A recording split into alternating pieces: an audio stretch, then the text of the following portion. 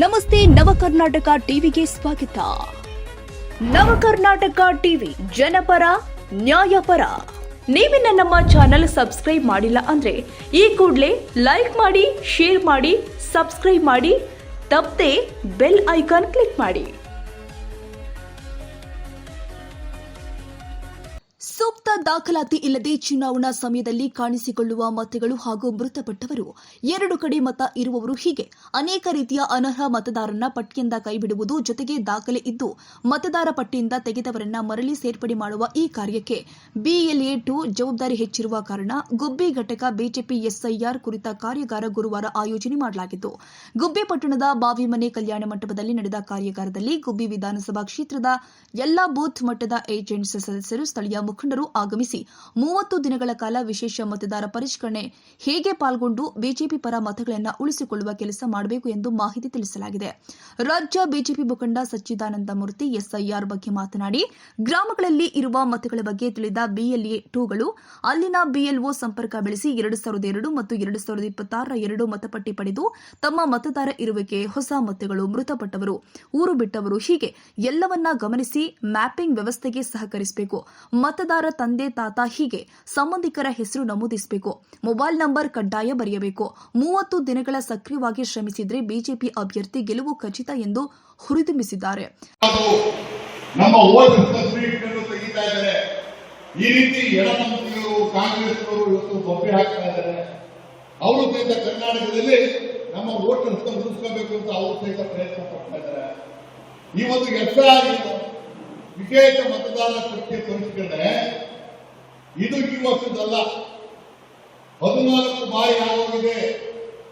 1956ರಿಂದ ಹಿಡಿದು 2002 ತನಕ ಎಸ್ಐಆರ್ ಪರಿಷ್ಕರಣೆ ಆಗಿದೆ. ಅಟಲ್ ಬಿಹಾರಿ ವಾಜಪೇಯಿ ಅವರು ಪ್ರಧಾನಮಂತ್ರಿ ಆದಂತಹ ಸಂದರ್ಭದಲ್ಲಿ ಎಸ್ಐಆರ್ ಆಗುವ ದಾಖಲೆ ಆಗಿಲ್ಲ. 24 ವರ್ಷ ಕಳೆದ ನಂತರ ಮತ್ತೊಮ್ಮೆ ಎಸ್ಐಆರ್ ಪ್ರಾರಂಭ ಆಗಿದೆ. ಈ ಪ್ರಾರಂಭ ಆದಂತ ಸಂದರ್ಭದಲ್ಲಿ ನಾವೇನು ಮಾಡಬೇಕು ಅಂತಕ್ಕಂಥ ಯೋಚನೆ ಮಾಡಿಕೊಂಡು ನಮ್ಮ ಗಂಡ ಏನು ಅಂತ ಕಾರಣಕ್ಕೋಸ್ಕರ ನಾನು ಸೇರಿದೆ. ಇವತ್ತು ನಮ್ಮಲ್ಲಿ ಅನೇಕ ಪದ್ಧತಿಗಳಿದೆ, ಅನೇಕ ಕೆಲಸಗಳು ಮಾಡಿದೆ. ನಮ್ದೇ ಆದ ತಂಡ ಇದೆ, ಬೂತ್ ಕಮಿಟಿ ಇದೆ, ಬೂತ್ ಅಧ್ಯಕ್ಷ ಇದ್ದಾರೆ, ಬೂತ್ ಕಾರ್ಯದರ್ಶಿ ಇದ್ದಾರೆ, 3 ಬೂತ್, 5 ಬೂತ್, ಒಂದು ಶಕ್ತಿ ಕೇಂದ್ರ ಇದೆ, ಒಂದು ಜಿಲ್ಲಾ ಪಾಲಿಕೆಯವರಿಗೆ ಮಹಾಶಕ್ತಿ ಕೇಂದ್ರ ಅಂತ ಇದೆ. ಮಾಡಿಕೊಂಡಿರ್ತಕ್ಕಂಥ ಸಂದರ್ಭದಲ್ಲಿ ಇವತ್ತು ಆ ತಂಡವನ್ನು ಇಟ್ಟುಕೊಂಡು BLA-2 ಮುಖಾಂತರ ಈ ಪರಿಷ್ಕರಣೆಯಲ್ಲಿ ನಾವು ಸಂಪೂರ್ಣವಾಗಿ ತೊಡಗಿಸಬೇಕು ಅನ್ನೋ ಕಾರಣಕ್ಕೋಸ್ಕರ ಇವತ್ತು ಪರಿಷ್ಕರಣೆ ಪ್ರಾರಂಭ ಆಗಿದೆ. ನಿಮ್ಮ ಊರಿಗೆ 5 ವರ್ಷಕ್ಕೆ ಒಮ್ಮೆ ಮತ ಹಾಕಲು ಬರುವವರ ಬಗ್ಗೆ ಎಚ್ಚರ ವಹಿಸಿ. ಅಂತವರು 2 ಕಡೆ ಮತ ಚಲಾಯಿಸಿರುತ್ತಾರೆ. ಹೊಸ ಮುಖಗಳು ಕಂಡಲ್ಲಿ ವಿಚಾರಿಸಿ. ಒಂದೇ ಮನೆಯಲ್ಲಿ 10-15 ಮತಗಳು ಇದ್ದಲ್ಲಿ ಅದನ್ನ ಮ್ಯಾಪಿಂಗ್ ವ್ಯವಸ್ಥೆಗೆ ಒಳಪಡಿಸಿ ಅಂತ ಸಲಹೆ ಕೊಟ್ಟು, ಈ ಬಾರಿ ರಾಜ್ಯದಲ್ಲಿ 170ಕ್ಕೂ ಅಧಿಕ ಸ್ಥಾನ ಗೆದ್ದು ಬಿಜೆಪಿ ಸರ್ಕಾರ ಬರಲಿದೆ. ಕಾರ್ಯಕರ್ತರ ಪಾರ್ಟಿ ಬಿಜೆಪಿ ಗುಬ್ಬಿಯಲ್ಲಿ ಸಹ ಗೆಲ್ಲಲಿದೆ ಎಂದು ವಿಶ್ವಾಸ ವ್ಯಕ್ತಪಡಿಸಿದ್ದಾರೆ. ಬಿಜೆಪಿಯ ಮುಖಂಡ ST ದಿಲೀಪ್ ಕುಮಾರ್ ಮಾತನಾಡಿ, ಎಸ್ಐಆರ್ ಯಶಸ್ಸಿಗೆ ಬೂತ್ ಸಮಿತಿ ಪ್ರತಿ ಮನೆಗೆ ತಲುಪಿ ಮ್ಯಾಪಿಂಗ್ ಬಗ್ಗೆ ಗಮನ ಹರಿಸಿ ಉದ್ದೇಶವಾಗಿ ಮತಗಳನ್ನ ತೆಗೆಯುವ ಕೆಲಸ ನಡೆಯದಂತೆ ನೋಡಿಕೊಳ್ಳಿ. ಅಧಿಕಾರಿಗಳ ಬೆನ್ನು ಹತ್ತಿ ನಮ್ಮ ಮತಗಳನ್ನ ಉಳಿಸಿಕೊಳ್ಳಿ. ವಿದೇಶದಲ್ಲಿ ವಿದ್ಯಾಭ್ಯಾಸ ಮಾಡುವ ಯುವಕರ ಮತಗಳನ್ನ ಪೋಷಕರ ಮೂಲಕ ಉಳಿಸಿಕೊಳ್ಳಲು ಕಾರ್ಯಕರ್ತರು ಶ್ರಮ ವಹಿಸಬೇಕು ಎಂದ ಅವರು, 30 ದಿನ ಬೂತ್ ಮಟ್ಟದ ಎಲ್ಲ ಕಾರ್ಯಕರ್ತರು ಒಗ್ಗೂಡಿ ಕೆಲಸ ಮಾಡಿ ಅಂತ ಕರೆ ಕೊಟ್ಟಿದ್ದಾರೆ. ಇಲ್ಲಿ ಮುಸ್ತಾಕ್ ಅಂತ ಸೇರ್ತಿರ್ತಾರೆ, ಇನ್ನೊಂದು ಬೂತ್ ಅಲ್ಲಿ ಮುಸ್ತಾಕ್ ಹುಸೇನ್ ಅಂತ ಸೇರ್ತಿರ್ತಾರೆ. ವೋಟರ್ ಲಿಸ್ಟ್ ಹಾಕ್ಬೋದು, ವೋಟರ್ ಐಡಿಗೂ ಡಿಫರೆಂಟ್ ನಂಬರ್ ಇರುತ್ತೆ. ಅದನ್ನು ಮ್ಯಾಪಿಂಗ್ ಮಾಡುವಾಗ ಅದು ಸೆಕ್ಯೂರ್ ಆಗುತ್ತೆ. ಇಲ್ಲ ತಂದೆ ಹೆಸರು ಬೇರೆ ಸೇರಿಸಿರ್ತಾರೆ, ತಾಯಿ ಹೆಸರು ಸೇರಿಸಿರ್ತಾರೆ, ಡಬಲ್ ಹೆಸರು ಸೇರಿಸಿರ್ತಾರೆ. ಉದಾಹರಣೆಗೆ ರಾತ್ರಿ ಪಾತ್ರೆ ಅಂತ ನೋಡ್ಬೇಕು, ನಾವು ಅದನ್ನ ಡಿಲೀಟ್ ಮಾಡೋ ಕೆಲಸ ಮಾಡಬೇಕಾಗುತ್ತೆ. ಇಂಥ ಕಾಲದಲ್ಲಿ ನಾವು ಶಸ್ತ್ರಾಭ್ಯಾಸ ಮಾಡ್ತೀವಿ, ಆಗಲ್ಲ.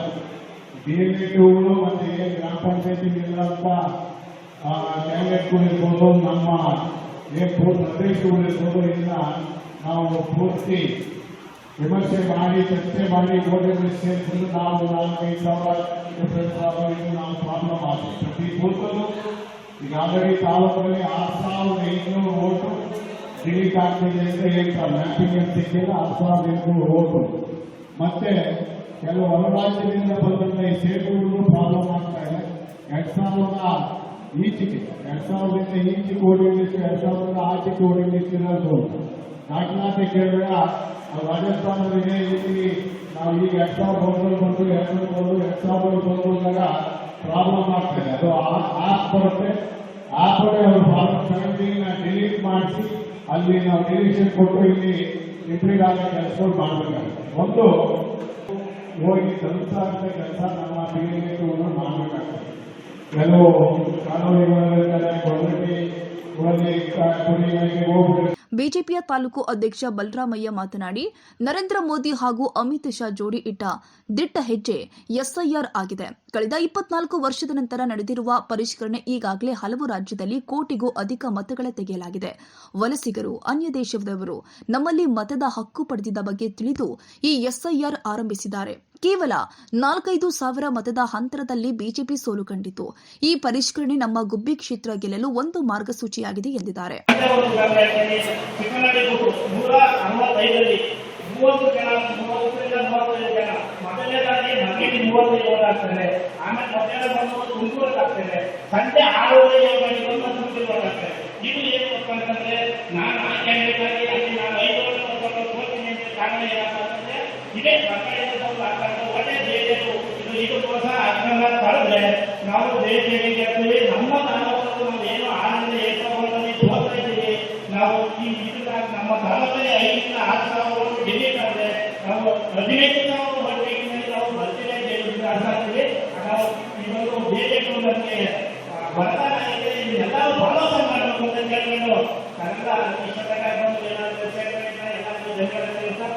ಕಾರ್ಯಾಗಾರದಲ್ಲಿ ಬಿಜೆಪಿ ಜಿಲ್ಲಾಧ್ಯಕ್ಷ ರವಿಶಂಕರ್ ಹೆಬ್ಬಾಕ, ಮುಖಂಡರು ಆದ ಎಚ್ಎಂ ರವೀಶ್, ಬಿಎಲ್1 ಪಂಚಾಕ್ಷರಿ, ಜಿಲ್ಲಾ ಪಂಚಾಯತ್ ಮಾಜಿ ಸದಸ್ಯ Chandrashekar Babu, Jakkanahalli Ravish, Ganganna, HT Bhairappa, S Nanjegowda, S Vijayakumar, Hosahalli Basavaraju, ಜಿಲ್ಲಾ ಪಂಚಾಯತ್ ಮಾಜಿ ಸದಸ್ಯರು ಆದ ಡಾ ನವ್ಯಬಾಬು, ಭಾರತಿ ಹಿತೇಶ್, ಚನ್ನಶೆಟ್ಟಿಹಳ್ಳಿ ಯತೀಶ್, ಎಪಿಕೆ ರಾಜು, ಶ್ರೀಧರ್ ಕಡಬ, ರಾಘವೇಂದ್ರ, ಪಟ್ಟಣ ಪಂಚಾಯಿತಿ ಮಾಜಿ ಅಧ್ಯಕ್ಷ ಜಿಎನ್ ಅಣ್ಣಪ್ಪಸ್ವಾಮಿ ಮತ್ತಿತರರು ಉಪಸ್ಥಿತರಿದ್ದರು. ಮೋಹನ್ ಎಂಎನ್ ಕೋಟೆ, ನವಕರ್ನಾಟಕ ಟಿವಿ.